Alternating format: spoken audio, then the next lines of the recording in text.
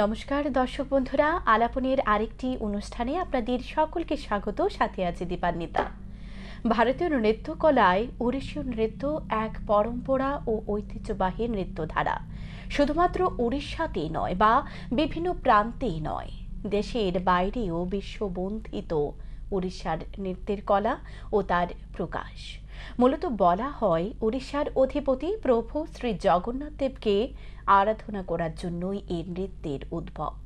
মূলত ঐশ্বরিক ভাবের প্রকাশ এর নৃত্য। সেটা একটা সময় মন্দিরের চাতালের প্রভু জগন্নাথ, বলভদ্র ও সুভদ্রা দেবীর সামনে সে নৃত্য পরিবেশিত করা হতো। রাজন্দর থেকে এই নৃত্যধারা আজ ছড়িয়ে পড়েছে দেশ দেশান্তরে। তা নিয়ে আজ আমরা রাজ্যের বিশিষ্ট ওড়িশি নৃত্যশিল্পী পিঙ্কি দেববর্মার সাথে আলাপচারিতায় মিলিত হব। দর্শক বন্ধুরা, চলে যায় মূল অনুষ্ঠানে। প্রথমে পরিচয় করে দেব, আমাদের স্টুডিওতে আজকে উপস্থিত হয়েছেন ওড়িশি নৃত্যশিল্পী পিঙ্কি দেববর্মা। নমস্কার আপনাকে। নমস্কার। আপনার ব্যস্ততম সময় দিয়েছেন আমাদের। না, সেটা আমার নিজে খুব ভীষণ ভালো লাগলো যে তোমাদের এখানে ফার্স্ট টাইম আমি এসে এখানে ইন্টারভিউ দিচ্ছি। আর প্রথমত হয়েছে, আমি একজন ওড়িশি নৃত্যশিল্পী, বিশিষ্ট কোনো ওড়িশি নৃত্যশিল্পী নয়। আমি সাধারণ মানুষ, আমি এখনও শিখে যাচ্ছি আর সারা জীবন চাই আমি এখনও যাতে শিখে যেতে পারি। তো সেটি হয়েছে আমার মূল ধারা, যেটা আমি এখনও করে যাচ্ছি, শিখে যাচ্ছি। আমি এখানে বিশিষ্ট ওড়িশি নৃত্যে নিয়ে এটা নিয়ে আমার কিছু নয়, আমি শিখতে ভালোবাসি, যেটা নিয়ে করছি। এখনও আমার মেয়ে আছে, মেয়েকে শেখাচ্ছি। তোমাকে আজকে পেয়েছি, প্রথমে যে কথাটা প্রথম শুরুতেই জানতে চাইবো, একজন ওড়িশি নৃত্যটা কি, এটা কিভাবে সৃষ্টি হয়েছে? বা আসলে আমরা শুনে থাকি কত্থক বা ধরো বিভিন্ন রবীন্দ্র নৃত্য আছে, নজরুল বা আমাদের মডার্ন এখন যুগে, আধুনিক যুগে বিভিন্ন নৃত্য চলে এসছে। সেক্ষেত্রে ওড়িশি নৃত্যটা কি, এটা যদি কিছুটা বলো। হ্যাঁ, আমি অবশ্যই বলবো। আসলে মূল কথাটা হয়েছে, ওড়িশি নৃত্য নিয়ে যদি আমরা কিছু জানতে চাই, তাহলে সেটা রাজরাজত্বের যে ইতিহাসের সেখানে আমাদের নিয়ে কিছু জানতে হবে। সেই রাজরাজত্বের যে ইতিহাসের যে পুরাতন কালে যে রাজমহলের যে কালে, সেটা হয়েছে মন্দিরের সাথে নৃত্যের একটা বিশাল একটি লক্ষণ রয়েছে। সেই লক্ষণটা হয়েছে চৌরাঙ্গদেবের যে রাজত্বকালে, যিনি রাজা ছিলেন, সেই রাজত্বকালের থেকে যে গঙ্গ রাজত্বকালের পর যে সূর্য রাজত্বকাল এসছেন, সেই সূর্য রাজত্বকালের মধ্যে উড়িষ্যার ওড়িশি নৃত্যের উপর একটি বিশাল স্বর্ণলাভ একটা রয়েছে। সেখান থেকে দেখা গেলে ওদের যে ঋতু প্লাস ওদের যে কলাকার্য যে শিল্প কাজগুলি আছে, ওদের মন্দিরের দেবতাদের মন্দিরের যে পাথরের গায়ে, সেই পাথরের গায়ে কিন্তু ওদের সেই লক্ষণ আছে। সেগুলি এখনও মনোবাসনার এখনও আছে, ওদের যে কারুকার্য কাজগুলি এখনও তাদের মধ্যে রয়েছে। তো সেখান থেকে আবার আমরা যদি চলে যাই দ্বাদশ শতাব্দী, সেই দ্বাদশ শতাব্দীর মধ্যে যে ওনাদের যে আছে যে মহাপাত্র, যে ওনার মহাপাত্র মিন্স বলতে মহেশ্বর মহাপাত্র, সেই মহেশ্বর মহাপাত্রের চণ্ডী গ্রন্থে লেখা আছে, সেই চণ্ডী গ্রন্থে লেখা আছে শিবী নৃত্যে শ্রেষ্ঠ। সেই শিবী উনি নিজের পুত্র গণেশকে নৃত্যদান করেছেন। সেই গণেশ তারপরে নৃত্যদান করেছেন রম্ভা, অপ্সরাকে, ওদেরকে। তারপর সেখান থেকে এসছে ভরতমণি তারপরে দিলেন। ভরতমণির পর তারপরে হলো ওনার গঙ্গাচর্যা, তারপর হলো গঙ্গাচর্চার পর নামগুলি কিছু মনে হচ্ছে না। গঙ্গাচর্চার পর হয়েছে ওনার কুমারচর্চা। সেই কুমারচর্চার থেকে অট্টহাসি, সেই অট্টহাসির পর তারপর হলো ওদের যে উড়িষ্যার যে মাহারিদের মাহারিরা এখন অট্টহাসি দিয়ে এখন নৃত্যদান করে যাচ্ছেন। তো সেখানেই হলো ব্যাপারটা, এখানে আস্তে আস্তে সেখান থেকে আসলো। এত নৃত্য থাকতে তোমার ওড়িশি নৃত্যের প্রতি যে ঝোঁক বা সে ভালোবাসাটা কিভাবে সৃষ্টি হলো? আসলে আমি এরকম নয় যে আমি কিন্তু প্রথম আমার ছিল, আমি অ্যাকচুয়ালি ব্যাপারটা হয়েছে, দেখো, আমি ওড়িশি নাচ নিয়ে যে আমি এগিয়ে যাব বা করব, সেটা আমার অনেক পরে। প্রথম কিন্তু আমি যখন ঘুঙুরটাকে ভীষণ ভালোবাসি, সেই ঘুঙুরের প্রতি ভালোবাসতে বাসতে বাসতে আমি তখন কোনটা ক্লাসিক্যালের লাইনে, যে ভরতনাট্যম, ওড়িশি, মণিপুরি আছে, আর বিভিন্ন কুচিপুড়ি আছে, এগুলি আমি বিষয়ে আমি কিছু জানতাম না, কিন্তু আমার ভীষণ আমার একদম ঝোঁক ছিল সেই ঘুঙুরের প্রতি ঝোঁক ছিল। সেই ঘুঙুরের প্রতি ঝোঁক করতে করতে যখন আমি আস্তে আস্তে আস্তে যখন আমি ওড়িশি নাচটা যখন দেখলাম, তখন এই নাচের যে স্টাইল, অঙ্গভঙ্গি আছে, সেই অঙ্গভঙ্গির স্টাইলের যে ওদের ড্রেস পোশাক, তো এইগুলি দেখতে দেখতে আমার একটা মানে নাচের প্রতি একটা এতটা মানে শখ বেড়ে গেল, তারপর সেটা নিয়ে আমি কাজ করে যাচ্ছি। ছোটবেলা থেকে নাচ শেখা? ছোটোবেলার থেকে নাচ শিখেছি। প্রথম প্রথম থেকে তো ছোটোবেলার থেকে আমাকে বাড়ির থেকে কোনোদিন অ্যালাউ করেনি যে আমি নাচ করব, সেটা আমি লুকিয়ে লুকিয়ে করতাম। আমার ছোটো থাকতে আমার যে পিসি ওরা ছিল, ওরা ত্রিপুরা রাজ্যের যে ফোক ডান্সগুলি এই নিয়ে করতাম, তো এইগুলি নিয়ে শিখতাম। এইগুলি করতে করতে করতে করতে তারপর আস্তে আস্তে আমি ক্লাসিক্যালের লাইনে এসেছি। প্রথম তোমার শিক্ষা গুরুটাকে? প্রথম শিক্ষাগুরু যদি আমি ওড়িশি নাচের কথা বলছো, হ্যাঁ, হ্যাঁ, ওড়িশি নাচ নিয়ে আমার যদি ত্রিপুরাতে আমার প্রথম শিক্ষাগুরু হয়েছে দেবব্রত দেববর্মা। ওনার কাছের থেকে, কারণ ওনার কাছ থেকে আমার হাতে করি, তারপর ওনার কাছ থেকে আমি এখন যার কাছে করছি আমার গুরু শ্রীমতী নীলঞ্জনা মুখার্জি, তার থেকে তারপর আমি এখন ভুবনেশ্বর আমি তোমার রাজুর কাছে চলে গেলাম, তো বিশ্বভূষণ চম্পাত্রায় ওর নাম, তো এখন ওর কাছে চলে গেলাম। কিন্তু আমার প্রথম কিন্তু আমার স্টার্ট হয়েছে মনাদার কাছ থেকে, যারা এখন ত্রিপুরা রাজ্যে সবাই ওনাকে চিনে, দেবব্রত দেববর্মার থেকেও ওনার নাম এখন পরিচিত মনা দেববর্মা, তো ওনার কাছে আমার সবচেয়ে আগে হাতে করি। নাচের প্রতি একটা অগাধ ভালোবাসা, হঠাৎ এই নাচের প্রতি এত ভালোবাসা, ঘুঙুরের প্রতি টান কি করে হলো? সেটা আমি নিজেও জানতে পারি না গো, কোথায় কেন আমার কোথায় থেকে কি হলো। আমি টিভিতে দেখতাম যে নাচ করতো, ম্যাক্সিমাম আমি ভরতনাট্যম ডান্স এগুলি দেখতাম, আমি করতাম, কত্থক ডান্সও দেখতাম, আমি করতাম, কিন্তু ওদের যে ঘুঙুর পরে নাচ করা এই করা, তো এই জিনিসগুলি দেখতে দেখতে দেখতে দেখতে তা আমার এখান থেকে আমার ভালোবাসা বাড়লো। উড়িষ্যা যে নৃত্য নিয়ে এখন কাজ করছো, নাচ করছো, এখন বিয়ে হয়ে গেছে, ছেলে মেয়ে আছে, সবকিছু সামলে সবকিছু করা যাচ্ছে? সেটা বলতে গেলে দেখো, আমার জন্য কোনোদিনও এইগুলো বিষয় নিয়ে টাফ হয়নি, কারণ আমার সবচেয়ে বড় সাপোর্টার হয়েছে আমার হাজব্যান্ড, যে আমার বিয়ের পর নাচ, কারণ বিয়ের আগে আমার যতটুকু প্রবলেম হতো সেটা দেখলাম যে বিয়ের পর আমার সেটা একদম জলের মতন হয়ে গেছে, আর সেটা সবচেয়ে বড় কথা হয়েছে আমাকে যেটা সাপোর্ট করে যাচ্ছে আমার হাজব্যান্ড করে যাচ্ছে, এখন পর্যন্ত করে যাচ্ছে। যে ওড়িশি নৃত্যটা প্রথম কে করেছিলেন, প্রথম কোথা থেকে আসলো? দেখো, প্রথম ওড়িশি নৃত্যটি হয়েছে মাহারি স্টাইল। সেই মাহারি স্টাইলটা হয়েছে মন্দিরের দেবদেবী কুলের যে নৃত্য করে আসতো, মানে দেবতার মন্দিরে, যেটা আমি কিছুক্ষণ আগে যেটা বললাম যে মন্দিরের সাথে নৃত্যের একটা বিশাল একটা লক্ষণ রয়েছে, সেটা হয়েছে মন্দিরের যে নৃত্য করতো দেবদাসী, মানে যে নৃত্য করে যেত সেটা হয়েছে মাহারি স্টাইলে করতো। সেই মাহারি স্টাইল যিনি করতেন, ওনার নাম হয়েছে যে রানী লক্ষ্মীপ্রিয়া মহাপাত্র, উনি প্রথমে করেছেন। তারপর এসছে তোমার গুটিপাও ডান্সটা হয়েছে গ্রামেগঞ্জের ছেলেরা মেয়ে সেজে করতো। তারপর হয়েছে তোমার ওড়িশি নৃত্য, সেই ওড়িশি নৃত্যটা হয়েছে যিনি করেছেন তিনি নাম হয়েছেন গুরু কেলুচরণ মহাপাত্র। ওড়িশি নৃত্যের যে ড্রেসটা আমরা দেখি, এটা থেকে একটু ভিন্ন ধরনের ড্রেস থাকে, সে ড্রেস পোশাক সম্বন্ধে কিছু বলো। সেই প্রথমত ড্রেস সম্পর্কে যদি বলতে চাই, সেটা দু ধরনের ড্রেস এরকম আছে, সেটা হচ্ছে সম্বলপুরি আর এটা হচ্ছে বমকাই। আর তাছাড়া আমরা যেটা বেল্ট ইউজ করি সেটা হচ্ছে ব্যঙ্গপাটি, আর যেটা আমরা মাথায় যেটা ইউজ করছি মুকুটে সেটা হচ্ছে তাহিয়া, আর আমরা একটা হাতের বাজুবান্ড ইউজ করি সেটা হচ্ছে তাইয়ো, এটাকে নাম বলা হয়। হ্যাঁ, এটা ভিন্ন ধরনের একটা পোশাকে ওড়িশি নৃত্যগুলি করা হয়, খুব সত্যি খুব সুন্দর একটা মনোরম দৃশ্য আমরা দেখতে পাই। এই যে নৃত্য তুমি দীর্ঘদিন নাচ করে যাচ্ছ, তোমার এই যে জার্নিটা, সে জার্নি সম্বন্ধে কিছু বলো দর্শকদের উদ্দেশ্যে। আমি প্রথমত হয়েছে আমি নৃত্য জগতে আসব সেটা আমি কোনোদিনও ভাবতে পারি। নাচ আমি ভালোবাসতাম, নাচ আমি শিখতাম, ছোটোর থেকেই করতাম। আর তাছাড়া কিন্তু আমি হয়তো সবাই কেউ জানে না, আমি মিউজিক কলেজ, তারপর মাস্টার ডিগ্রি করেছি ত্রিপুরা ইউনিভার্সিটি থেকে, মিউজিক নিয়ে করেছি। কিন্তু তার আগে কিন্তু আমি আর্ট কলেজ করেছি। আর্ট কলেজ থেকে বের হওয়ার পর তারপরে কিন্তু আমার জব ছিল, সেটা হয়েছে এসএসবি ডিপার্টমেন্টে, সেটা আমার পোস্টিং হয়ে গেছিলো নাগাল্যান্ড। সেই নাগাল্যান্ডে কিন্তু আমি গিয়েছি, আমার একটাই ধারণা ছিল যে আমি নাচ করব। ঠিক আছে, আমি আমার হাজব্যান্ডের খুশি, আর সবচেয়ে বড় কথা হচ্ছে আমার বাবার খুশি যে আমি চাকরি সেটা আমি যাই, আমি ওদের খুশি আমি গিয়েছি। কিন্তু আমারও তো একটা খুশি আনন্দ একটা আছে না, সেই খুশি আনন্দটা হয়েছে আমার নাচ নিয়ে। তো সেখান থেকে কি হবে, সেখান থেকে আমি রিজেক্ট করে আমি একদম চলে এসেছি। বাবা ভীষণ রাগী যে আমাকে সেই মানে আমি চাকরি জয়েন করিনি, খুব রাগারাগি করেছে, নাচ নিয়ে কী করবি। তো আমি এখন নাচ নিয়ে কী করবো, তারপর আমি মিউজিক কলেজে ঢুকলাম, ঢোকার পর তারপর আমার ছেলে মেয়ে হলো, তারপর আবার গ্যাপ হলো, গ্যাপিংয়ের পর তারপরে আবার 2016-এ আমি সেই আবার আস্তে আস্তে মিউজিক কলেজে ঢুকলাম, মিউজিক কলেজ থেকে বের হয়ে তারপরে ইউনিভার্সিটি।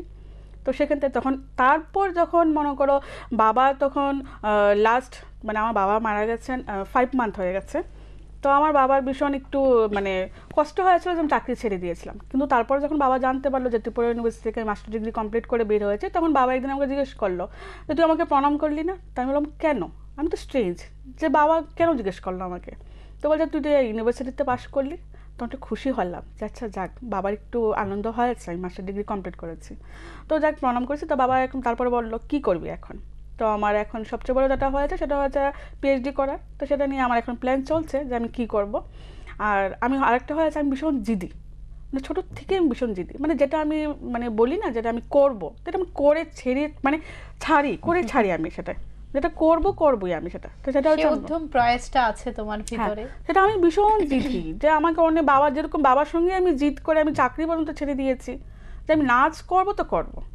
তারপর লাস্ট আমি যখন আমার বাবা 5 মান্থ মারা গেল, তখন বাবার এরকম লিভার ক্যান্সার হয়েছিল। তো হায়দ্রাবাদ থেকে যখন টাইমিং দিয়ে দিয়েছে যে বাবা এরকম, তো সেটা তো আমরা জানি। তারপর রবীন্দ্র ভবনে একটা নৃত্যের একটা অনুষ্ঠান আমি করি, সেই নৃত্য অনুষ্ঠানে আমি বাবাকে আনি, এনে সেখানে আমি বাবাকে সম্মানিত করি। তো সেখানে বাবা ভীষণ খুশি। বাবা সেখান থেকে বাবা আমাকে মানে তখন বাবা ভীষণ নার্ভাস যে বাবা কী বলবে না বলবে। তারপর বাবা বাড়িতে চলে আসে। তা আসার পর ফোনে আমাকে বললো যে আমি না খুব খুশি, আমার অনেক কথা বলার ছিল তোকে, কিন্তু আমার না সময় কম রে, আমি তোকে মানে অনেক কিছু বলার, কিন্তু আমি তোকে সেই সময়টা আমি দিতে পারবো না, অনেক কিছু মানে সেটা না আমার মনে এখনও গেঁথে গেছে। বাবা আমাকে কিছু একটা বলবে, সে বলে যেতে পারেনি। তো সেটা আমার এখনও মনে দুঃখ আছে। আমার হয়তো সামনে 20 তারিখ টাউন হলে আমার একটা বিশাল ওডিসি মানে নৃত্য অনুষ্ঠান হবে। তো সেখানে আমি আমার বাবাকে ভীষণ মিস করব। সেই ছোট ছোট না পাওয়া পাওয়া অনেক কিছু স্মৃতি থাকে একটা যে কোনো মানুষের জীবনে। আমরা পথ চলতে গেলে এত সহজ এত স্মুথলি তো জীবন চলা যায় না। সেটা হয়নি, কোনোদিনও আমার হয়নি। আমি ভীষণ হার্ডওয়ার্ক করি, এখনও করে যাচ্ছি, করতে আমার ভালো লাগে।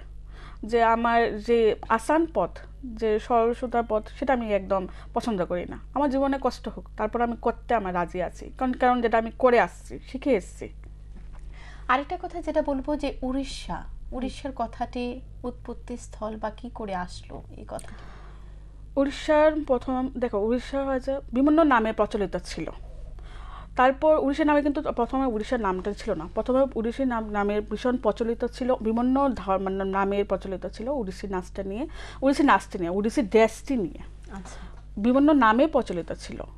এই নামটি হয়েছে অড্র থেকে, সেই অড্র থেকে তারপর হয়েছে অড্রবিশ্বর পর হয়েছে অড্রাবিশ্যা।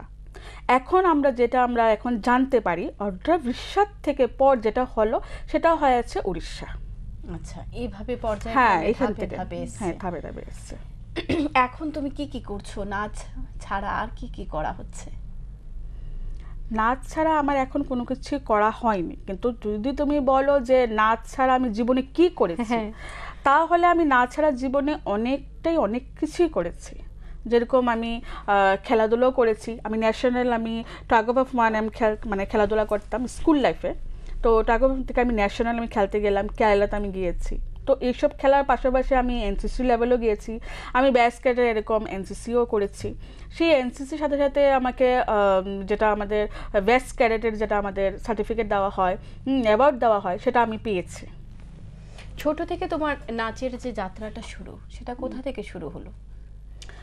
ছোটোর থেকে নাচের যাত্রা আমার শুরু হয়েছে, প্রথমত হয়েছে আমি তোমাকে বললাম, আগেই বলেছি যে আমি আমার পিসিদের কাছ থেকে নাচ করতাম। তো একদিন এরকম করতে করতে তখন স্কুলে যেরকম অ্যানুয়াল ডে প্রোগ্রাম, তারপর স্বাধীনতা দিবস, 26শে জানুয়ারি, তো এইসব প্রোগ্রামের জন্য না বিভিন্ন স্কুলে তখন আমার কিন্তু আমি শিশুবের স্কুলের স্টুডেন্ট ছিলাম। সেখান থেকে আমার বাবা একজন এরকম বিশাল বড় একটা মানে এরকম হয়েছিল, বাবার বিশাল বড় একটা রোগ হয়েছিল। সেই রোগের কারণে বাবা একটু বাইরে যেতে হয়েছে।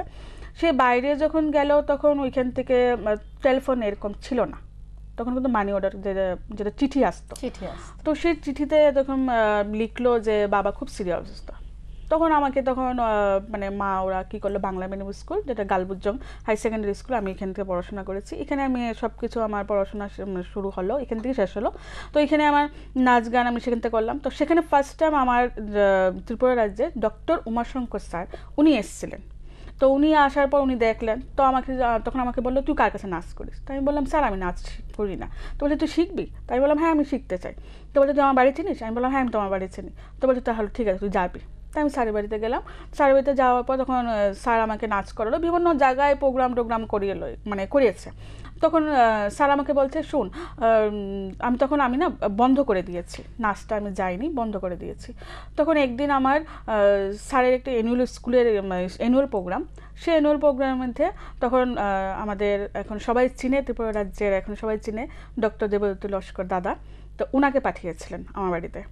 তারপর উনি গিয়েছেন আমার বাড়িতে। তখন স্যার তখন বলল যে এরকম এরকম প্রোগ্রাম আছে তো করতে হবে। তখন আমি হঠাৎ ডান্স করতাম। তারপর এখানে স্যারের একটা অ্যানুয়াল প্রোগ্রাম, সেখানে স্যারের সাথে একটা স্কুলের অ্যানুয়াল প্রোগ্রাম, সেটা রবীন্দ্রভবন হয়েছিল, সেটা করেছি। তারপর স্যার বলছিল আমাকে যে তুই আসছিস না কেন আমার কাছে নাচ করতে? তখন আমি বললাম যে স্যার আমি তো তোমাকে পয়সা দিতে পারছি না। তখন স্যার আমাকে বলল যে দেখ আমি তোর কাছ থেকে কোনো কিছু গুরু দক্ষিণা কোনো কিছু আমি চাইনি বা চাইবও না, তোর কিন্তু ঘুঙুরটা তোর নিজে কিনতে হবে। তো সেই ঘুঙুরটা তো কিনবো, সেটা আমার নিজের কাছে পয়সা নেই। তখন আমি বেস্ট ক্যাডেটের এরকম পয়সা পেয়েছিলাম 3000, সেই 3000 পয়সা দিয়ে আমি মানে তোমার গোল্ড ইয়াররিং এরকম কিনেছিলাম। তো কেনার পর সেই একটা ইয়াররিং আমি বিক্রি করে দিয়েছি সেই ঘুঙুরটার জন্য। আমার কাছে এখনও সেই ঘুঙুরটা আছে, যেটা নিয়ে আমি মাস্টার ডিগ্রি কমপ্লিট করেছি ত্রিপুরা ইউনিভার্সিটিতে কত্থক ডান্স নিয়ে, যেটা আমি এখনও ইউজ করি। ছিটে ফিরে গিয়েছিল কিন্তু তারপর আমি ঘুঙুরগুলি ইউজ করেছি ঠিকঠাক করে। আমি এখন স্মৃতি হিসাবে আমার আছে এটা, আর এটা আমার এখনও থাকবে। আমি এখন হয়তো কত্থক ডান্সটা করি না, রেখেছি ঘুঙুরগুলি, এটা আমার স্মৃতি। জগন্নাথের সামনে আমি রেখেছি, আমার ঘরে জগন্নাথ আছে, আমি জগন্নাথের কাছেই আমি রেখেছি। আর আমার যা কিছু আমার মনে দুঃখ হোক নাচ নিয়ে বা যা কিছু হোক, সেটা আমি জগন্নাথের কাছেই আমি বলি। সে একটা বড় একটা বিষয় তুমি বললে, ইয়াররিং বিক্রি করে তারপর ঘুঙুর কিনে নাচ। আমার নাচ নিয়ে আমি মানে অনেকে না বলে যে পিঙ্কিদি শোনো না, ওইখানে প্রোগ্রাম সেখানে প্রোগ্রাম তুমি করোনি বা পাওনি বা করোনি। আমার না এসব দিকে কোনো ইচ্ছে নেই যে ও করছে বা আমি পাইনি বা আমি কেন পাইনি এই প্রোগ্রাম, এটা আমার মনের ভিতরে কোনো এইসব জিনিস নেই।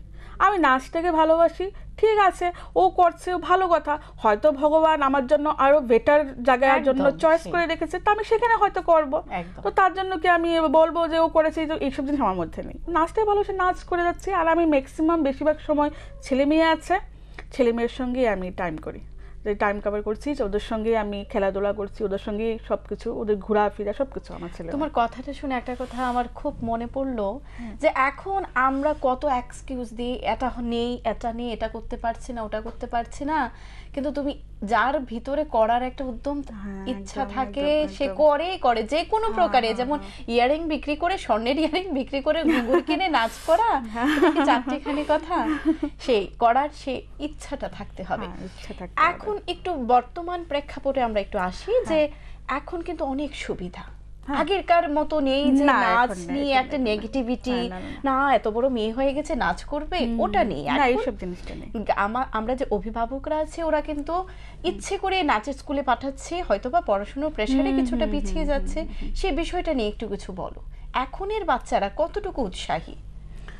দেখো এখন আমি যেটা দেখতে পাচ্ছি, আমার কাছেও নাচের ছেলে মেয়েরা আসে করে, তো নাচের ছেলে মেয়েদেরকে আমি দেখি কি এসেই সবচেয়ে আগে বলবে যে ম্যাম কবে প্রোগ্রাম করবে, কবে স্টেজ পারফরমেন্স করবে, মানে এইসব জিনিস নিয়ে। আগে নাচটা তো বাবা শিখো না, শেখার পর তারপরে করো কিছু, ঠিক আছে? তো আমার যে মানে এখন যে আমি যার কাছে করছি, নীলাঞ্জনা মুখার্জি দিদির কাছে যখন আমি বলি, আমি বলা ছেড়েই দিয়েছি, কারণ দিদিকে আমি যখনই বলি জানো দিদি এরকম, আমাকে সবসময় দিদি বলবে নিজেরটা আগে দেখ, তারপরে তুই অন্যটা বিচার করবি, নিজে ঠিক করে করতে পারিস। তো সেটা না আমি এখন বলা ছেড়ে দিয়েছি, কারণ কেন বলি, কারণ দিদি আমাকে সবসময় মানে জিনিসটা বুঝায়। তুই অন্যটা কেন বিচার করবি? নিজে আগে ঠিক হ, তারপরে পরে গিয়ে তুই বিচার করবি। নিজে করতে পারিস কেন? সেটা মানে দিদি আমাকে ভালোর জন্যই সব কিছু করে। আমি যখন ক্লাস করি, অনলাইনে আমি ক্লাস করি, এই করি, তখন দিদি অল টাইম আমাকে বলবে তো হচ্ছে না হচ্ছে না, তখন আমার অনেক সময় না রাগ ওঠে যে হচ্ছে না, আমি ভালো করি, তারপর বলে হচ্ছে না। কিন্তু সেটা আমি ডিসকাস করেছিলাম অন্য ম্যাডামদের সঙ্গে, তো ম্যাডাম বলছে শুন, এইসব জিনিস না তোর ভালোর জন্য করেছে। কারণ কেন জানিস? কারণ তোকে যত বলবে তুই ভালো করিস, তো মনে একটা জিদ আসবে, তারপর তুই দেখবি নেক্সটে আরও ভালো করবি, নেক্সটে আরও ভালো করবি। তো সেটা তুই কোনোদিনও একদম সেই খারাপ দিকে নিবি না, তোর ভালোর জন্যই করছে। তো সেটা না আমি এখন ছেড়ে দিয়েছি। দিদি যখন বলে আমি সবসময় একদম স্মাইল ফেস, তখন দিদি আমাকে বলে দাঁত কিলকিলানি বন্ধ কর। তো সেটা আমাকে সবসময় বলবে। তো সেটা আমার বিশাল মজার কথা। আর একটা হয়ে আছে যে বাচ্চাদের তো হয়ে আছে, দেখো ছোট ছোট বাচ্চারা এখন ওরা কি বুঝবে? ওরা কিন্তু কোনো কিছু বুঝে না যে ওরা যে নাচ নিয়ে বা কি করবে না করবে। ওদেরকে আমি যদি নাচ তুলিয়ে দিই, ওরা হয়তো নেচে কিন্তু চলে আসবে, কিন্তু নাচ সম্পর্কে যে নাচটা যে কি করলি, কোন জায়গায় করলি, কেন করলি, বেসিক এই জিনিসগুলি কিন্তু ওদের এই নেই। ওদের বেসিক নিয়ে নলেজ নিয়ে অতটা মাথা ব্যথা নেই, ওদের স্টেজ এইসব জিনিস কোনো কিছু নেই।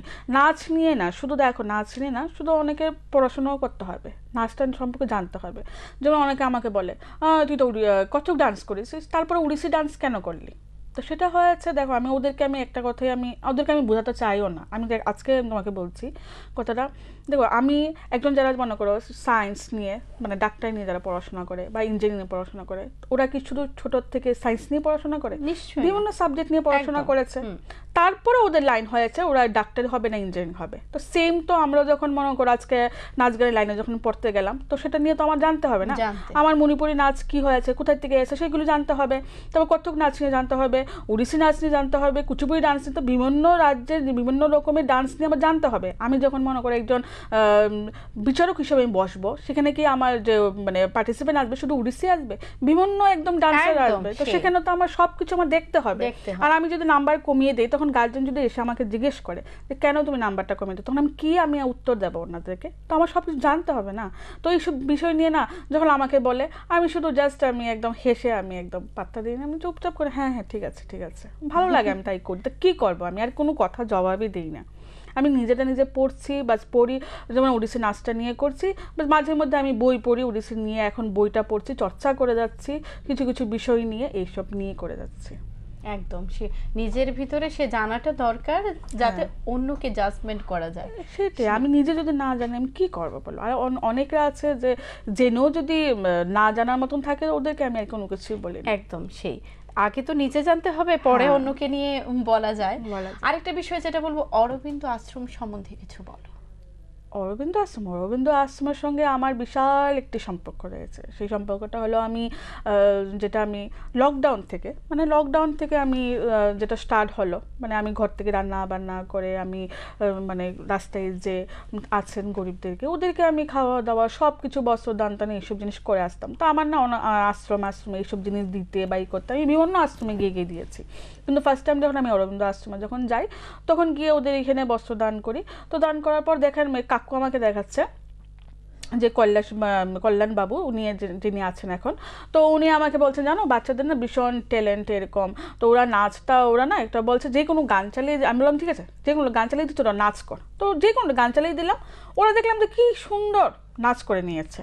হয়তো ঠিক আছে সেরকমভাবে করেনি, কিন্তু করেছে, ভালো করেছে, মানে আমি দেখতে পেলাম যে ওদেরকে যদি শিখাই তাহলে ভালো শিখবে। তারপর আমি আস্তে আস্তে যখন আমি কাকুকে বললাম যে কাকু কেউ কি আসে, তো বলছে না গো কেউ আসে না, 2 দিন কি 3 দিন আসে, তারপর নাকি কেউ আসে না। তখন আমি বললাম যে ঠিক আছে আমি আসবো। তো এই করতে করতে ওদেরকে শেখাতে এখন ওদের মানে পারফরমেন্স এখন শুধু আশ্রমে নয়, আশ্রম থেকে বের করে আমি বিভিন্ন জায়গায় স্টেজে মঞ্চে ছোট বড় জায়গায় আমি ওদেরকে নিয়ে প্রোগ্রাম করাচ্ছি, প্লাস ওদের বিভিন্ন জায়গায় কম্পিটিশন হচ্ছে, ওদেরকে কম্পিটিশন দেওয়া হচ্ছে, ওদের প্রাইজও পেয়ে আসছে, ওরা বিভিন্ন থেকে মেমেন্টো পেয়ে আসছে। আমার ফেস্টিভ্যাল হবে, সেই ফেস্টিভ্যালের মধ্যে ওরা অ্যাটেন্ড করবে। তো এরকমভাবে ওদেরকে শিখিয়ে আসছি। ওদের সঙ্গে থাকতে থাকতে আমার 1 বছর হয়ে গেছে, 1 বছর উপরে হয়ে যাবে ওদের সঙ্গে। মাঝে ওরা যখন আমার বাড়িতে আসে, আমার বাড়িতে ওদের কোথায় থেকে আশ্রমে থাকে বাচ্চারা, কোথায় থেকে ওরা ড্রেস কাপড় পাবে, তো ওদের যা যাবতীয় ড্রেস কাপড় থেকে হতে ওরা যে নাচ গান করবে, ওদের নিয়ে যাওয়া আসা, গাড়ি দিয়ে ওদেরকে নিয়ে যাওয়া, এরপরে প্রোগ্রাম শেষের পথে আবার ওদেরকে নিয়ে দেওয়া আসা, সব কিছু আমার দায়িত্ব। কিছু কিছু বাচ্চারা এরকম আছে আমাকে মা বলে ডাকে। তো আমি আমার ছেলে মেয়ে যেরকম আমি যে নজরে আমি দেখছি, আমি ওদেরকেও সেম ওই নজরে দেখি। এই প্রাপ্তিটা এই যে একটা প্রাপ্তি, সেই প্রাপ্তির অনুভূতিটা তুমি ছাড়া কেউ বলতে পারবে না যে সত্যি এটার অনুভূতিটা কি। সেটা আমার বিশাল বড় প্রাপ্তি, যেটা আমি তোমাকে এখন বললাম যে আশ্রমের বাচ্চাগুলো আমার না, আমার মনে করো অনেকে অনেক মানে আমি সেটা বলবো না, মানে সেটা হচ্ছে আমার নিজের পার্সোনাল ব্যাপার। সেটা হয়েছে দেখো অনেকে না মন খারাপ হলে পাহাড়ে যায় বা সমুদ্রের কিনারে যাবে, ঘুরতে যাবে, বিচের কিনারে যাবে, কিন্তু আমার কাছে হয়েছে আমার যখন মনে করো মনটা ভালো লাগছে না, আমি যখন আশ্রমে যাই নাচ করাতে বা শেখাতে, যখন ওদেরকে করাই না, ওই মাইন্ডটা এত ফ্রেশ হয়ে যায়, ভিতরে যে সব কিছু একদম মানে ঝঞ্ঝাল হয়ে যে ঘুরছিল সেগুলো একদম কোথায় যে চলে যায় আমি নিজেও বলতে পারি না। একটা হালকা হয় আমার বডি, তখন একদম মাথা ঠান্ডা হয়ে যায়, খুব শান্তি লাগে আমার এখানে বাচ্চাদেরকে নিয়ে। আর আমার ভীষণ ভালো লাগে গো ছোটো ছোটো বাচ্চাদেরকে শেখাতে, ওদের সঙ্গে থাকতে করতে। আমার ম্যাক্সিমাম আমার কোনো যে ফ্রেন্ড সার্কেল বা এইসব, আমি এইসব জিনিস আমি পছন্দও করি না। আমি একদম মেয়ে ছেলে যেটা তোমাকে বললাম সেটা আছে, তাছাড়া অরবিন্দ আশ্রমে বাচ্চাদের সঙ্গেই থাকতে আমার ভীষণ ভালোবাসে। দর্শক বন্ধুরা, একটা কথা না বললেই নয় যে মানুষটা একটা সময় কানের দুল বিক্রি করে ঘুঙুর কিনেছে, সে মানুষটা এখন আশ্রমে গিয়ে ছোট ছোট বাচ্চাদের শেখাচ্ছে, ওরা মা বলে ডাকছে, বিভিন্ন স্টেজ পারফরমেন্স হচ্ছে, পুরস্কারগুলো ওরা পাচ্ছে না, মনে হচ্ছে তুমি পাচ্ছ তোমার প্রাপ্তি বাচ্চাদের দিয়ে। সে একটা যে অনুভূতি, সে সত্যি এত বড় মানুষ, এত বড় মনের মানুষ, সত্যি ওরা মানে ওরা যখন নাচ করলো, মানে নাচের কম্পিটিশন করে আসলো, মানে ওদের থেকে না আমার ভীষণ টেনশন। আমার মেয়ে করেছে, আমার মেয়েও পেয়েছে, তো আমার মেয়ে পাবে সেটা আমার জানা কথা, কিন্তু ওদের মানে আমার মেয়ের থেকে যেমন ওদের থেকে মানে ভীষণ টেনশন হচ্ছে ওরা পাবে কিনা। ওরা আমার না ঘুম আসছে না, আমি শুধু বলছি কি এত তো মানে আমাদের একটা প্রোগ্রাম অনুষ্ঠান হচ্ছে, বললাম রেজাল্ট কবে দেবে, তো বলছে আরে দেবে। যখন আমি জানতে পারলাম যে না ওরা প্রাইজ পাবেই পাবে, তো আমার না ভীষণ আনন্দ। আমি সঙ্গে সঙ্গে অরবিন্দ আশ্রমে যে এখন কল্যাণবাবু আছেন ওনাকে ফোন করে বললাম যে কাকু শোনো, এরকম কাকু সেম আমাকে নিজের মেয়ের মতন দেখে। আমার বাবা নিয়ে এখন মানে আমি বললাম না তোমাকে ভীষণ আমার একদম চট করে মাথা গরম হয়ে যায়, ভীষণ একদম জিদি আমি, তো আমি সব কিছু কাকুকে বলি, কাকু তখন আমাকে নিজের মেয়ের মতন করে বুঝায় একদম। তো যখন বুঝায় তখন আমি বুঝি না ঠিক আছে কাকু যেটা বলবে।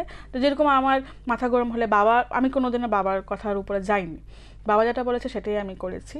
তো বাবা জানতো যে আমি খুব রাগী জিদি, আর আমি যা কিছু মানে একদম মানে একটা কথা আছে না মানে জীবনে যেটা আমি একদম ধরে নিয়েছি হ্যাঁ করবো, তো সেটা করেই আমি ছাড়ি। তো বাবা সেটা জানে, তার জন্য কিছু বলে না, আর জানে যে আমার মেয়ের সঠিক রাস্তাই মানে একদম চয়েস করবে, তো তার জন্য বাবা কোনোদিন টেনশন করিও নি আমার জন্য। শুধু একটু মাথা গরম ছিল ওই যে চাকরির ব্যাপারটা নিয়ে, বললাম ঠিক আছে ইটস ওকে। যাই হোক, সে চাকরি ছাড়ার পরেও নিজের যে কেরিয়ার ফেসড হয়ে থাকা, কেরিয়ারকে নিয়ে ভাবা, সেটা কিন্তু অনেকেই করতে পারে না।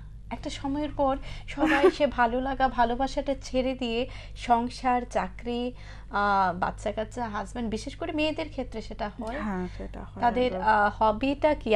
আমরা যখন একটা ফর্ম লিখি বা রিজিউম লিখি, আমরা লিখি হবি লিখি, অ্যাকচুয়ালি সেই হবিটা কি সবাই করতে পারে, ফুলফিল করতে পারে হবিটা?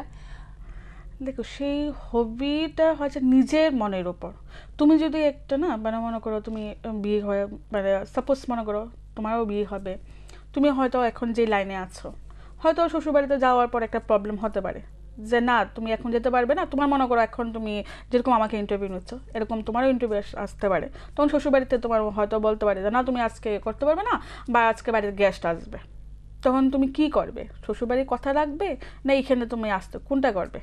তো তোমার মেইনলি তোমার চিন্তা ভাবনা করতে হবে যে শ্বশুর বাড়ির সেটা, তো তোমার সেরকমভাবেই তোমার সব কিছু আগে মানে সব মানে এখন আজকাল দিনে মেয়েদের কথা বলছি, বিয়ে যখন করে ওরা যাচাই করে নেয় শ্বশুরবাড়ি যাচাই করে নেবে যে আমি যেই কাজের লাইনে আছি আমাকে একদম সাপোর্ট করবে কিনা, এসব জিনিস করার পরও কিন্তু কিছু কিছু মেয়েদের ক্ষেত্রে কি হয় বাধা সৃষ্টি হচ্ছে, তো সেটার থেকেও তারপরও কিন্তু তুমি তোমার কাজটাকে তোমার চয়েস করতেই হবে, কারণ এখন মেয়েদের হয়েছে ঘর সংসারের সাথে সাথে নিজের পায়েও দাঁড়াতে হয়। তো এখন তুমি যেটা সংসারের কাজ সেটাও তোমার করতে হবে, যেটা তোমার কাজ আছে প্রফেশনাল লাইন সেটাও তোমার করতে হবে, তো দুটোই তোমার এরকম তাল মিলিয়ে সমানভাবে তোমার চলতে হবে। তার পাশাপাশি তোমাকে যেটা বলবো, হাজবেন্ডকে তোমার রাখতে হবে হাতে, যেটা আমি রেখেছি তার জন্য না, আরেকটা হয়েছে আমার হাজব্যান্ড ভীষণ সাপোর্ট করে, ভীষণ বলতে ভীষণ ভীষণ, না বলে দিদি আজকে এখানে আসি না। না একদম সাপোর্ট করাটা অ্যাকচুয়ালি হাজবেন্ড তার ওয়াইফকে সাপোর্ট করবে এবং ওয়াইফ তার হাজবেন্ডকে সাপোর্ট করবে, এটাই স্বাভাবিক। কিন্তু দেখা যায় এটা অনেকটা ব্যতিক্রম হয়ে যায় অনেক ক্ষেত্রে, হয়ে যায় অনেক ট্যালেন্ট এই চক্করে কিন্তু হারিয়ে যাচ্ছে, অনেকে হারিয়ে যাচ্ছে গো। কিন্তু সেটা না হারিয়ে যাচ্ছে বলতে দেখো নিজের উপর জোর রাখতে হবে। এখন মনে করো আমার হাজবেন্ড কি কোনোদিন আমাকে একদম সেখানে বলেছে, জোরাজোরি করেছে যে তোমার নাচ করতে হবে? সেটা তো আমি করেছি না, সেটা আমি করেছি বলতে দেখো আমি আমি যে বিয়ের পর আমি স্কুল করেছি, আর্ট কলেজ করেছি, আর্ট কলেজ থেকে মিউজিক কলেজ করলাম, মিউজিক কলেজ থেকে আমি দশরথ ভবন যে ট্রাইবাল ওয়েলফেয়ার সেখানে আমি করলাম, সেখান থেকে এরপরে আমি আবার চলে গেলাম মাস্টার ডিগ্রি। তো সেখান থেকে করার পর দেখো আমি আমি যদি পারতাম সেটা আমি কিন্তু এখন আমার হাজব্যান্ড আমাকে বলেছে হ্যাঁ তুমি যদি করতে চাও তুমি বাইরে গিয়েও করো। আমার হাজব্যান্ড সেটা বলেছে বাইরে গিয়েও করো, ঠিক আছে আমি জানি তো আমাকে সাপোর্ট করবে, কিন্তু সেটা আমার বড় কথা নয়। আমি হয়তো দেখো আমি যদি এখন বাইরে গিয়ে করতাম তাহলে কি হতো, আমার সংসারটা কিন্তু বিচ্ছিন্ন হয়ে যেত।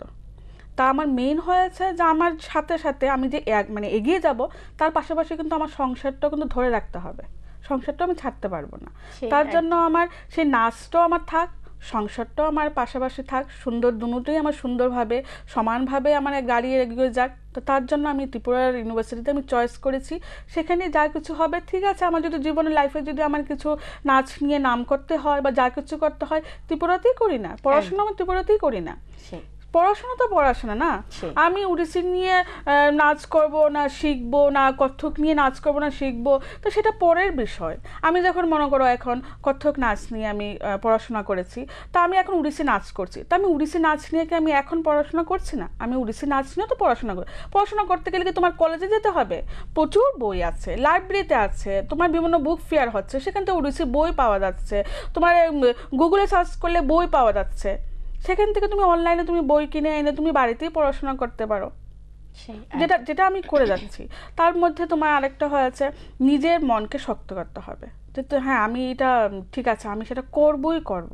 তো তোমার মনকে যদি তুমি শক্ত না করতে পারো, হাল ছেড়ে দাও, তাহলে তুমি কোনোদিন করতে পারবে না। মেইন হয়েছে তোমার মনটাকে শক্ত করতে হবে যে না তার পাশাপাশি আমি সেটাও করব সেটাও করব। যেমন আমার হাজব্যান্ড এখন আমার না এখন কী হয় জানো, আমার এখন মনে হয় না আমার অনেক হয়েছে আমি এখন কিছু করবো না, কিন্তু না আমার হাজব্যান্ড হয়েছে তুমি এখনও করতে পারবে, এখন কথা আমি তখন আমি বলি আরে বাবা আমার বয়স হয়ে গেছে আমি এখন আর কিছু করতে পারবো না, কিচ্ছু বলতে কিচ্ছু করতে পারবো না। তো চুপ করে সরে যায়, কারণ জানে যে আমি যেটা বলে দিয়েছি কিছু করতে পারবো না, কিছু হবে না, তার জন্য চুপ করে সাইড হয়ে যায়। দিদি তোমাকে পেয়েছি, অনেক কথা বলেছি, আমাদের তো সময় সীমিত, সীমিত সময়ে কিন্তু কথা বলতে ইচ্ছা হচ্ছে যে আরো কথা বলি, অনেক কিছু জানি। আমারও ভীষণ ভীষণ ভালো লাগলো যে তুমি এরকম ভাবে আমাকে জিজ্ঞেস করছো, মানে আমার যে পুরনো যে দিনের যে কথাগুলি না সেই কথাগুলিও আমার একদম চোখের সামনে যেরকম ভাসছে, যেমন আকাশের যেরকম মেঘ ভাসা সেই চোখের সামনে সব কিছু আমার ভেসে আসলো, জীবনের সব কিছু কথা নিয়ে ভাবলাম চিন্তা। এখানে যে বসে তোমার সঙ্গে এইসব কথা তো আমিও জানি না তুমিও জানো না, তো তুমি আমাকে কি জিজ্ঞেস করবে সেইগুলি তো যখন তুমি আমাকে জিজ্ঞেস করছো বলছো তখন আমার চোখের সামনে না সব একদম দরজার যেরকম একটা পার্ট একটা পার্ট একটা পার্ট করে খুলে খুলে খুলে গেলে আসছে, আর সব যেমন জীবন লাইফের পুরানো জীবনের যে কি করেছি সেই একদম ভেসে ভেসে ভেসে ভেসে আসলো। সেই মন থেকেই আমি তোমাকে একদম জানি না কি বলেছি কিন্তু যেটা আমার সঙ্গে রিয়েল হয়েছে এগুলি আমি এটা খুব মোটিভেটেড হবে আমাদের দর্শকদের জন্য। মোটিভেশন নাচ নিয়ে দেখো, নাচ নিয়ে না আমি ভীষণ কষ্ট করেছি। নাচ নিয়ে যেমন আজকাল দিনের ছেলে মেয়েরা হাতের সামনে সবকিছু পেয়ে যাচ্ছে, বাবা এটা লাগবে মা এটা লাগবে, আমাদের সময় কিন্তু কিচ্ছু ছিল না, কিছু বলতে কিচ্ছু ছিল না। সব যেরকম একটা নাচের শাড়ি সেটাও মনে করো কারোর কাছ থেকে মানে চেয়ে নিতে হয়েছে যে হ্যাঁ আমাকে একটা শাড়ি দেবে, তাতেও কিন্তু আমাকে 10টা কথা কিন্তু আমাকে শুনিয়ে কিন্তু আমাকে একটা শাড়ি দিয়েছে। আর এখন মানে এখন যদি আমি বলি এখন তো আমার মানে কি বলবো মানে মানে তোমার গডরেজ 3-4টা আছে, খুললে কাপড় চোপড় মানে পরে যাচ্ছে, মানে এখন সেটা এরকম হয়ে গেছে। কিন্তু একটা সময় এরকম হয়েছে একটা সার্টিফিকেট আমি মানুষের কাছ থেকে মানে চেয়ে নিতে হয়েছে, সেই একটা খুব স্ট্রাগল করে বাচ্চারা ওটা বুঝে না, সেটা বুঝে না। আমার মেয়েকে বলো, আমার মেয়ে তো সেটা বুঝবে না, আমার মেয়ে তো সেম নাচ করবে একটা সার্টিফিকেট একটা ক্লিপ সেটা এসে এখানে ওখানে ছুঁড়ে ছুঁড়ে ফেলে দেবে, কিন্তু আমি ওদেরকে এখনো কারণ যেটা আমরা করেছি এটা পেয়েছি ওকে সেম আমি শিক্ষা দিচ্ছি, গুছিয়ে রাখো গুছিয়ে রাখো, আমি একদম তোমাকে কিনে দেবো না। এটা নাচের মালা ছিঁড়ে গেছে সেটা সুতো দিয়ে বেঁধে তোমার নাচ করতে হবে, কারণ সেটা তুমি নিজের ছোটোর থেকে যদি আমি ওকে না শিক্ষা দিই, তাহলে কিন্তু ফিউচারের ওর জীবন লাইফে অনেকটা কষ্ট হবে। তা আমি যেটা কষ্ট করে আমি যেটা বড় হয়েছে, মানুষ হয়েছে, শিখতে পেরেছি, সেটা আমি চাইছি আমার ছেলে মেয়ে যাতে হোক। যেরকম আমি কোথাও যদি যাই, বা মনে করো আমার একটা কিছু মানে দেখলাম যে রাস্তায় গরুরা বসে আছে, আমি সবাইকে মনে করো খাওয়া দাওয়া, আমি পয়সাটা আমি দিই না ওদেরকে। আমি যদি কেউ যদি এসে বলে যে দিদি 10 টাকা, তা আমি তো 10 টাকাটা দেবো না, 10 টাকা দেবো না, বাচ্চাটা নিয়ে কী খাবে না কী খাবে। তো আমি বলি কী খেতে চাস বল, তো তখন একটু চিন্তা ভাবনা করে বলে এই খাবো ওই খাবো। তো আমি বললাম ঠিক আছে, খাওয়াটা আমি তোকে কিনে দেবো, কিন্তু হাতে আমি পয়সা দেবো না। সেই শিক্ষাটাও আমি আমার ছেলেকে দিয়েছি। আমার ছেলে যেরকম দাবা খেলে, তো সে ও সেম ন্যাশনাল এরকম 3-4 বার ও দাবা খেলার থেকে এরকম বাইরে মানে খেলে এসছে। তো সেখান থেকে ও কিছুদিন আগে খেললো, তো ওদেরকে চেক ফেক এসব দেওয়া হয় এরকম। তো ও পয়সা পেয়েছে, তো পয়সাটা পাওয়া যায়, তো ও বলছে মামা আমি কী কিনবো। তো আমি বললাম কী কিনবি, তোর তো প্রচুর সব কিছু আছে, টাকাটা জমিয়ে রেখে দে, ফিউচারে তো কাজে লাগবে। তো বলছে ঠিক আছে তুমি যা বলবে তাই করবো। তো আমি বললাম ঠিক আছে। তো আমি ভাবলাম যে ঠিক আছে, ও প্রথমবার এরকম চেক পেয়েছে, তো সেটা কী করেছি, আমি ঠাকুর বাড়িতে গেলাম, ঠাকুর বাড়িতে গিয়ে ওর চেকে ঠাকুরের কাছে কিছু দিয়েছি, দেওয়ার পর কী করছি, প্রত্যেক গরিবদের কাছে পয়সাটা, তো সেই পয়সাটা আমি দেইনি, ওকে দিলাম। তো ও বলছে মামা পয়সাটা আমি কী করবো। তাই আমি বললাম সবাইকে দিয়ে আসো। তো ওকে সেটা শিক্ষা দিচ্ছি, তো তুমি বড় হয়ে যত সেটা করো। তোমার কাছে যদি 10 টাকাও থাকে, তুমি 1 টাকা হলেও তুমি অন্যদেরকে দাও, তুমি 9 টাকা তোমার নিজের কাছে রাখো। সে শিক্ষাটা, বেসিক শিক্ষাটাই আসল। পুঁথিগত শিক্ষা আমাদের জীবনে প্রয়োজন, কিন্তু সেই মানুষ হওয়ার শিক্ষাটা দেওয়াটাও খুব, সেটাই আমি করে যাচ্ছি। এখন জানি না কি হবে, যতটুকু আমার নিজের নলেজ, সেই নলেজ অনুযায়ী আমি করছি। একদম অসংখ্য ধন্যবাদ দিদি, তুমি এসছো আমাদের মাঝে। দর্শক বন্ধুরা, এতক্ষণ আমরা কথা বলছিলাম রাজ্যের একজন নৃত্যশিল্পী পিঙ্কি দেববর্মার সাথে। উনি ওড়িশি নৃত্য নিয়ে এখন পড়াশোনা করছেন, কাজ করছেন, বিভিন্ন প্রোগ্রাম করছেন, কত্থক শিল্পীও বটে। উনি বিভিন্ন নৃত্য নিয়ে বহুমুখী চর্চা করছেন। আশা করি ওনার এই কথাগুলো, আমাদের কথোপকথন আপনাদের কান অবধি পৌঁছাবে, মনের হৃদয় গহনে গিয়ে স্পর্শ করবে, এবং আপনারা যারা এখনও ঘরে বসে আছেন কিন্তু কিছু করার খুব ইচ্ছে, এই কথাগুলো শুনে আপনাদের হয়তোবা সেই সুপ্ত ইচ্ছাটা আবার জাগ্রত হবে। ঘর থেকে বেরিয়ে আসবেন, নতুন কিছু করবেন, মনের সেই সুপ্ত ইচ্ছাকে জাগ্রত করবেন, এই আশা রেখে আজকে আমাদের অনুষ্ঠান এখানে শেষ করছি। সকলে ভালো থাকবেন, সুস্থ থাকবেন। নমস্কার।